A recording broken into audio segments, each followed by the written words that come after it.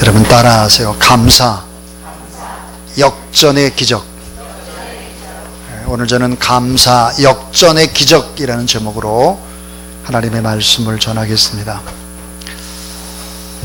대한민국 국민이라면 누구나 오늘의 이 시대를 보면서 당황하고 염려하고 내일은 무슨 일이 터질지를 불안해하고 있는 모든 사람들이 다 그러리라 생각을 합니다. 저는 금요일 새벽에 새벽기도 후에 기도하다가 오늘의 이 시대를 보면서 찬찬히 우리의 현대사를 돌아볼 수 있는 그런 기회를 가졌습니다. 그리고 하나님 앞에 감사의 고백을 드렸습니다. 우리의 역사를 돌아보니 분명 하나님의 오묘하신 섭리가 느껴졌기 때문입니다. 많은 사람들이 최순실 게이트가 일어나기 전에도 이대로는 안 된다라고 하는 불안감 속에 살아가고 있었습니다. 저성장, 양극화, 저출산, 고령화의 덫에 걸린 것입니다. 그리고 많은 사람들이 그런 생각을 했습니다. 정치가 문제다. 정치를 개혁하지 않으면 안 된다라는 생각을 다 가지고 있었습니다. 그리고 이게 개헌을 하지 않으면 이게 도저히 안 되겠다.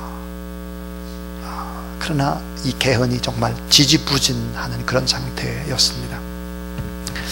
자, 왜 우리는 지금의 어려움을 극복하고 더 잘 될 수밖에 없을까 하는 것입니다. 우리의 역사를 한번 잠시 돌아보면 좋겠다. 1960년입니다. 60년 3월 15일에 이승만 대통령의 부정선거가 있었죠. 사람들에게 막걸리나 고무신을 사주면서 그 당시 자유대공을 찍도록 했습니다. 그래서 이승만의 대통령이 됐을 뿐만 아니라 부통령은 이기붕이 당선이 됐죠. 이 일 때문에 결국은 1960년 4월 19일 4.19 혁명이 일어나게 되고 4월 26일 날 이승만 대통령은 하야를 하게 됩니다. 그리고 5월 29일 날 하와이로 망명을 떠나게 된 것입니다. 여러분, 그런데 우리나라는 어찌 됐을까요? 이런 어려움 속에서 사실 돌아보면 나중에 1961년 그 다음 해죠. 5.16 혁명으로 박정희 장군이 나중에는 대통령이 되고 1972년이 되면 또 다른 큰 혼란 하나가 터지게 되는 것입니다. 그것은 바로 유신 헌법을 제정하게 됩니다. 끝없이 계속해서 많은 혼란과 어려움이 가중됐죠. 그러다가 79년 10월 26일에 김재규의 손에 의해서 박정희 대통령이 서거를 하게 됩니다. 12월 12일 여러분 잘 알잖아요. 신군부의 세력들이 일어나게 되고 전두환, 노태우 대통령으로 이어집니다. 1990년 5월 18일부터 27일까지 광주 민주화 운동이 일어나게 됩니다. 1987년입니다. 6월 10일 날 6월 항쟁이 터지면서 대통령 직선제로 개헌이 이루어지게 되는 것입니다. 자, 여러분, 이런 일련의 과정들을 우리가 쭉 보면 이 나라의 민족은 어떻게 했을까? 대한민국은 성장과 성숙이 바로 이런 계단적인 그런 성장이었다 하는 걸 알 수 있습니다. 3.15 부정선거, 4.19 혁명, 5.16 유신에 저항한 나중에는 보면 12.12 사태, 노태우 대통령 때 87년 6월 항쟁에 이르기까지 기존의 체제가 고인물이 됐을 때 민주적이든 비민주적이든 그것을 뒤엎는 사건들이 있었고, 이것이 뒤엎는 사건을 통해서 우리나라는 민주화의 기적을 일으켰을 뿐만 아니라 경제화의 기적도 이루었다라고 하는 것입니다. 한바탕 난리를 피우고 나서야 비로소 도약했던 이 나라의 모습을 봅니다. 지금은 어떻게 됐을까? 지금도 말도 못하는 혼란스러운 역사, 금방 우리나라의 국격이, 나라의 격이 추락하고 또 어렵게 했던 한류의 바람이 점점점 잦아들고 또 우리나라를 찾던 1,500만 명이 되는 그런 관광객들의 수도 줄어들고 살기도 어렵고 이런 상황이다. 점점점 이게 뭐 어려워지는 것이 아닐까, 이런 생각들을 할 수도 있겠습니다. 그러나 생각을 해보면 이 어려움을 통해서 우리 박근혜 대통령이 하야를 하든 탄핵을 하든 어찌하든 간에 하나님께서 우리들이 교회가 정신 차리고 하나님 앞에 기도하고 하나님 앞에 간구하면 이 나라의 민족을 지금까지 복되게 아름답게 이끄셨던 하나님께서 또 다른 놀라운 성장과 성숙을 가져올 수 있다라는 확신을 가지고 하나님 앞에 기도하는 저와 여러분이 될 수 있기를 주의 이름으로 축원합니다. 유신 때입니다. 박정희 대통령 때죠. 김준곤 목사님께서 이 박정희 대통령과 아주 가까이 이렇게 지내셨습니다.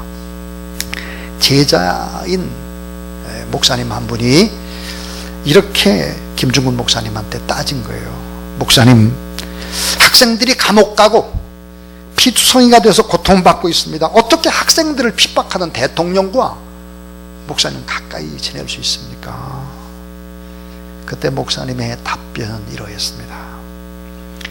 박정희 대통령 여러 상황에서 어려울 때 마음의 속 이야기를 풀 데가 없어서 이야기를 나누고자 해서 한 영혼을 배려하는 차원에서 청와대에 가서 대통령을 가끔씩 만났다, 이렇게 대답을 하셨습니다. 이 말을 들은 제자 목사님이 또 이렇게 질문을 했습니다.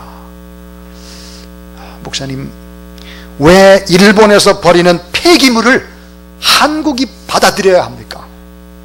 민족의 장래에 이건 바른 일이 아니지 않습니까? 왜 일본이 버리는 폐기물을 왜 우리나라가 받아들여야 됩니까? 김준곤 목사님께서 또 이렇게 말씀을 했습니다. 여보게, 나도 박 대통령께 그 말을 전했네. 근데 박 대통령께서 이런 말씀을 하시더군. 그 폐기물 공해는 내가 다 마실 테니 우리 백성이 배만 골치 않으면 참 좋겠네. 그러면서 대통령이 눈물이 그렁그렁 하시더라. 이렇게 얘기를 했습니다. 사랑하는 여러분, 완전한 지도자는 없는 것입니다. 하나님이 그때그때마다 사용하는 것이지 우리는 너무 완전하고 완벽한 지도자를 바라서는 안 되는 것이죠. 하나님이 작은 부분을 사용하실 뿐인 것입니다. 사실 우리의 역사는 눈물과 한의 역사입니다. 근데 하나님이 함께 하셔서 민주화와 경제화를 동시에 이룬 세계 유일의 나라가 대한민국이다 라고 저는 생각합니다. 여러분, 우리나라가 얼마나 좋은 나라입니까? 대통령이 잘못되면 감옥 갈 수 있는 나라, 이런 나라가 세계에서 별로 없습니다. 저는 어쨌든 대통령이 하야를 하시든 또 탄핵이든 주님의 손 안에서 이 나라의 민족을 지켜주실 것이라 그렇게 믿습니다. 저 개인적인 생각은 우리 박근혜 대통령이 지금이라도 하야를 하시면 참 좋겠다. 그러면 아버지 박정희 대통령이 이룩하신 업적에 더 이상 흠집을 내지 않을 것 같은 생각을 개인적으로는 가지고 있습니다. 어쨌든 탄핵이라고 할지라도 이 법적인 근거 안에서 모든 일들이 잘 이루어질 수 있도록 저와 여러분이 이런 때 오히려 더 많이 하나님 앞에 기도로 나가는, 또 하나님 앞에 찬찬히 역사를 돌아보면 우리의 역사는 이런 어려움을 통해서 세워졌다라고 하는 것입니다. 자, 이 민족에 희망이 있고 꿈이 있는데 조건이 있습니다. 그 조건은 뭘까? 따라하세요. 하나님을 경외하고 하나님을 사랑하고 이웃을 사랑하고 이럴 때입니다. 하나님을 경외하고 하나님을 사랑하고 이웃을 사랑하는 것. 여러분, 하나님을 사랑하고 이웃을 사랑하는 방법은 뭘까요? 그것은 다른 데 있는 게 아니에요. 혁명을 해야 되고 뒤집는 것이 아닙니다. 혁명이라고 하는 것은 다른 사람을 움직여서 이런 사회의 틀을 바꾸는 것이 혁명입니다. 그런데 혁명보다 훨씬 더 중요한 것은 개혁인 것입니다. 개혁이 뭘까요? 개혁은 나의 내면 세계에서도 시작하는 것입니다. 내가 죄인이구나. 내가 정말 하나님 앞에서 죄를 지은 죄인이구나. 이런 것들을 통감하면서 하나님 앞에 영적으로 깨어 있다고 하면 교회는 여전히 이 땅, 이 사회에 희망을 줄 수 있는 주님의 몸이라는 사실을 믿으시기 바랍니다. 여러분, 고난이 없었던 사람에겐 진정한 감사가 없습니다. 시련을 겪지 않은 사람에게는 감사가 없습니다. 반드시 고통과 시련을 겪어낸 사람이 결국은 감사하게 되는 것이죠. 시련도 없이 무감각하게 사는 사람에게 감사가 있을 수 없습니다. 오늘 이 본문의 말씀을 보게 되면 정말 어려운 상황 속에서 기도하고 감사하는 다니엘의 모습이 나옵니다. 다니엘 6장 10절에 보니까 다니엘이 이 조서에 어인이 찍힌 줄을 알고도 자기 집에 돌아가서는 그 방에 예루살렘으로 향하여 열린 창에, 따라해 주세요, 전에 행하던 대로 하루 3번씩 무릎을 꿇고 기도하며 하나님께 감사하였더라. 자, 다니엘이 어인이 찍힌 조서가 분명히 있다, 나는 잡혀 죽을 것이 분명하다 하는 것을 너무 잘 알았습니다. 자, 이 조서에 임금의 도장이 찍힌 날부터 30일 동안 누구든지 왕이나 어느 신이나 사람에게나 무엇을 구하면 사자굴독에 집어넣겠다 그랬습니다. 그래서 바벨론의 모든 총리라든지 수령이나 방백들이 모여서 의논하고 왕의 조인이 찍힌 것입니다. 자, 이것은 바로 다니엘을 시기하는 사람들이 왕을 꼬드겨서 다니엘을 제거하기 위한 바로 술책이었던 것이죠. 그런데 전에 행하던 대로 하루 3번씩 기도했을 뿐만 아니라, 따라해 주세요, 그 하나님께 감사하였다. 자, 이 말은 뭘까요? 그 하나님께 감사하였더라. 영적으로 보면 감사하지 않으면 죽는 것이고 기도하지 않으면 죽는 겁니다. 오늘 이 시대의 어려움을 보면서 근심 걱정만 하지 말고 기도하지 않는다면, 감사하지 않는다면 다니엘처럼 그것은 죽는 거예요. 영적으로 역전시킬 수 있는 방법이 없는 것입니다. 목숨을 걸고 드린 기도죠. 원수들이 눈이 주목하고 지금 덫을 놓고 걸려들기만을 기다릴 뿐만 아니라 아예 어때요? 몰아버려요. 그쪽으로 가도록. 그런 상황 속에서 하나님 앞에 감사를 드립니다. 자, 그 결과는 여러분 잘 알잖아요. 사자굴 속에서도 건짐을 받았을 뿐만 아니라 환경의 벽을 무너뜨립니다. 더욱더 왕의 총애를 받게 되죠. 그뿐 아니에요. 왕의 총애도, 자, 왕이 3사람이 바뀝니다. 왕이 3사람이 바뀌는데 우리나라로 말하면 국무총리는 그대로예요. 있을 수 없는 일이에요. 얼마나 잘했으면 그렇게 했겠느냐. 따라해 주세요. 기도하면 감사의 기적을 보게 됩니다. 그렇습니다. 성경은 한결같이 이야기하는 것이 기도하면 감사의 기적을 보게 된다. 기도하면, 기도를 게을리하다 보면 감사가 사라지죠. 원망 불평하게 되는 것입니다. 잃어버렸던 하나님의 사랑, 그 사랑을 회복하는 길은 뭘까? 기도하면 감사의 마음을 품게 되는 것이다. 자, 여러분, 어떤 어려운 일이 찾아올 때 우리는 당황하고 허둥댑니다. 염려를 하게 되죠. 자, 염려라는 단어의 어원이 뭘까? 염려는 목을 조르다, 그 말이에요. 여러분의 목을 조르면 어떻게 되겠습니까? 목을 조르다. 염려는 그런 거예요. 목을 조르고 두렵게 만들고 판단력과 분별력을 흐려놓고 그리고 무력감에 빠지게 만드는 것입니다. 의욕을 상실케 만드는 거예요. 그래서 점점점 우울하게 만들고 두렵게 만들고 앞으로 나가지 못하게 만드는 것이죠. 성경은 염려, 근심은 다 하나님을 믿지 않는 이방인들이 하는 것이다 그랬습니다. 여러분이 하나님을 믿는다고 하면 염려, 근심 대신에 감사함으로 기도하는 저와 여러분 될 수 있기를 주의 이름으로 축원합니다. 따라해 주세요. 기도를 항상 힘쓰고 기도에 감사함으로 깨어있으라. 예. 그 다음 또 하나는 감사는 더욱더욱 감사할 수 있도록 그렇게 만들어 주신다는 거예요. 참 놀라운 사실은 감사를 하게 되면 감사의 조건들, 비슷한 성질의 것들이 모이게 되는 것입니다. 자, 하나님께서 광야 생활 도중에 감사하는 법을 제정했습니다. 감사하라 그랬습니다. 자, 여러분 하나님 앞에 감사하게 될 때 어떻게 될까요? 하나님께 또 다른 감사의 제목들을 몰아다 주시는 것입니다. 몰아다.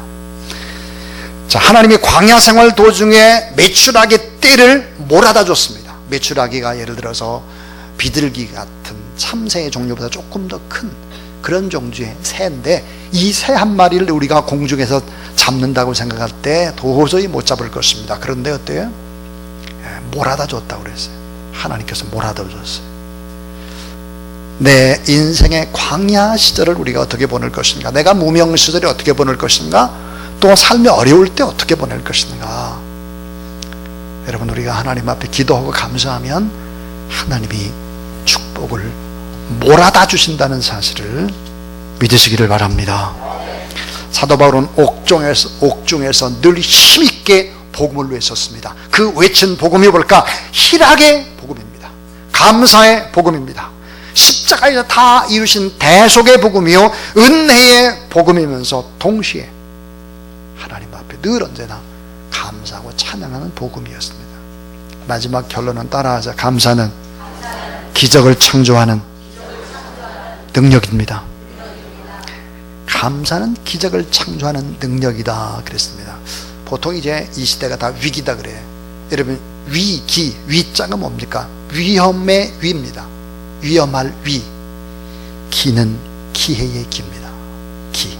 그러니까 위기는 곧 기회다 하는 것입니다. 자, 그런데 여러분, 이 위기가 기회가 되려면, 위기가 기회가 되려면 어떤 다리가 연결되어야 합니다. 위기가 기회가 되려면 감사의 다리가 연결되어야 되는 거예요. 감사의 다리. 다니엘 6장 24절에 다니엘이 하나님 앞에 감사 기도를 드릴 때 그를 모함하던 사람들을 한순에 한꺼번에 처리할 수 있는 기회를 준비하셨다. 다니엘 6장 24절. 왕이 명령을 내려 다니엘을 참소한 사람들을 끌어오게 하고 그들을 그 저자와 함께 사자굴에 던져 넣었더니 그들이 굴 밑에 닿기 전에 사자가 곧 그들을 움켜 그 뼈까지도 부서뜨렸더라 그랬습니다. 그 뒤로 다니엘 6장 25절부터 28절의 요약은 너무나 큰 대조를 보이는 말씀입니다. 이 다니엘이 다리오 왕의 시대와 바사 사람 고레스 왕의 시대에 따라해 주세요. 형통하였더라. 감사는 기적을 창조하는 능력을 제공하죠. 그러니까 감사하면 기적이 일어나는 거예요. 기적. 감사로 제사를 드리고 감사로 기도하고 감사로 찬양을 하게 되면 언제든지 역전되고 기적의 역사가 일어날 수 있다는 사실을 믿으시기 바랍니다. 오늘 이 시대는 우리에게 위기이면서 동시에 기회입니다. 제가 그랬습니다. 우리나라는 거의 한 30년 주기로 큰 변화가 있었는데 이번에도 또 그냥 내비두면 우리나라가 더 도약할 수 있는 기회를 잃어버리고 또 기도도 않고 성장도 않고 더 주지 않을 것 같으니까 하나님께서 또 쓰시는 방법이 있다 하는 생각이 듭니다. 다니엘은 자신의 생명을 하나님께 제물로 바쳤습니다. 어떤 제물로 바쳤을까요? 그 하나가 바로 기도의 제물로 자신을 바쳐버린 것입니다. 다시 말하면 목숨을 내건 기도입니다. 지금 생명이 끝난다고 하더라도 생명을 담보로 하는 기도의 헌신. 오늘 우리가 이 시대에 말이 많은 시대, 거짓말이 난무하는 시대입니다. 얼마나 거짓말이 많습니까? 광화문 주변에, 청와대 주변에 촛불을 켜고 모인 사람들의 수가 경찰은 한 30만 명 정도로 추산하는데 주최 측은 130명으로 이야기합니다. 그럼 100만이라는 거짓말은 누가 만든 걸까요? 100만. 어쨌든 거짓말이 많습니다. 이 시대를 걱정하는 여러분, 우리가 다른 사람들 앞에 비난받지 않는 방법이 있습니다. 그 방법은 이 어려운 때일수록 더 이 성전에 모여서 기도의 제물로 바쳐지는 저와 여러분, 우리 모두 될 수 있길 주의 이름으로 축원합니다. 또 하나는 감사의 제물로 바쳤습니다. 목숨을 내건 감사입니다. 자, 다니엘이 피할 수 있었습니다. 창문을 왜 예루살렘 쪽으로 자꾸 열어놓고 기도를 하나요?